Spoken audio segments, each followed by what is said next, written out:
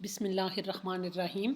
अल-हकम जल्ला जलालहू, अटल फैसले करने वाला। अल-हकम जल्ला जलालहू वो ज़ात है जिसके फ़ैसले को न कोई रद्द कर सके और न जिसके हुक्म में कोई पसो पेश कर सके। ऐसा हाकिम के कायनात में उसी का हुक्म नाफिज है, कोई उससे सरताबी नहीं कर सकता।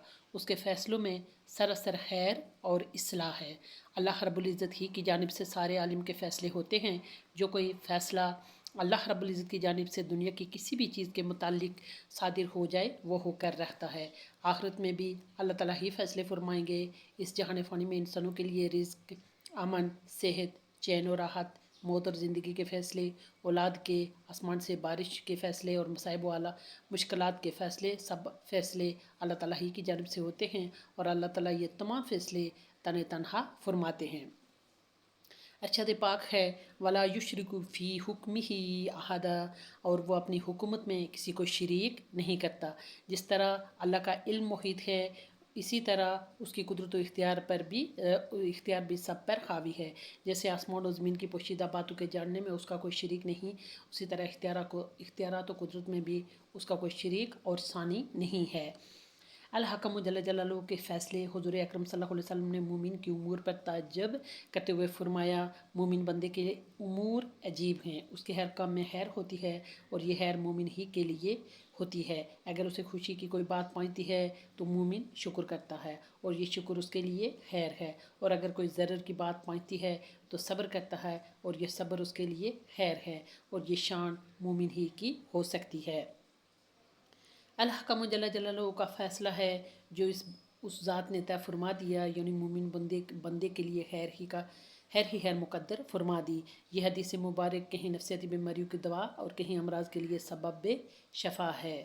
इसके मानी को दिलो दिमाग में बैठाया जाए, कितनी ही परेशानियों बेचैनियों के दूर होने का ज़रिया ये हदीस बन सकती है। परेशानियों दूर करने का नुस्खा अक्सर ये है कि अल-हकम जल्ल जलालहू के मानी पर गौर किया जाए और उस अल-हकम के हर फैसले पर राज़ी रहने की मशक की जाए। मुश्किल हालात में सब्र करना और खुशगवार हालात में शुक्र करना ही असल कामयाबी है।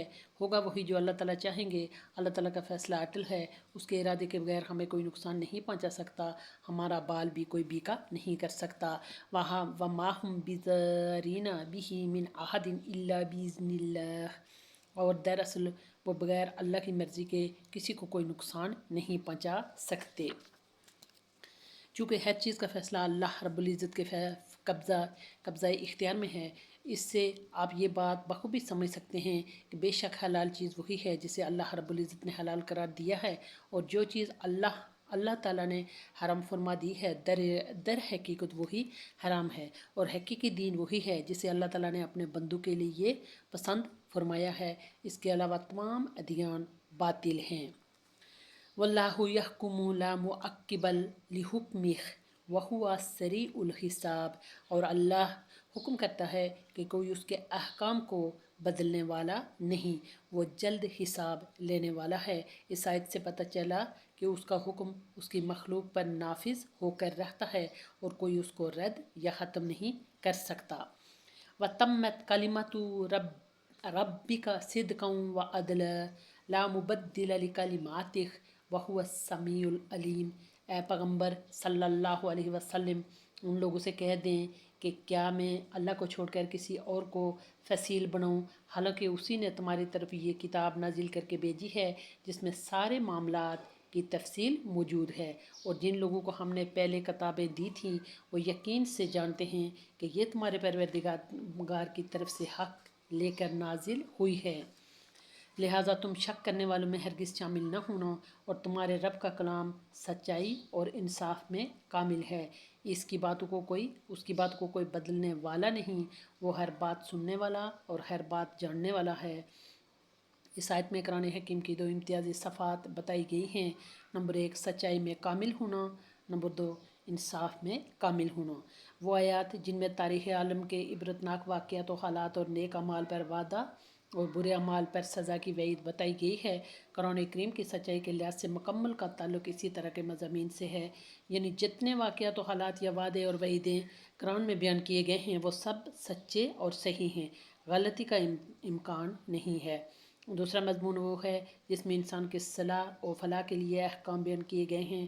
عدل و انصاف میں کمال اس مضمون کے لحاظ سے ہے کہ قرآنی احکامات انصاف کے آئین مطابق ہیں، نہ بالکل انسان کی نفسانی خواہشات کے تابع ہیں، اور نہ ایسے جن کو انسانی جذبات اور اس کے فطری احساسات برداشت نہ کر سکے۔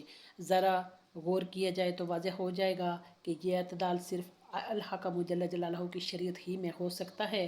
دنیا کی کوئی قانون ساز اسمبلی تمام موجودہ اور آئندہ پیش آنے والے حالات کا نہ پورا اندازہ لگا سکتی ہے اور نہ ان سب حالات کی رعایت کر کے کوئی قانون بنا سکتی ہے۔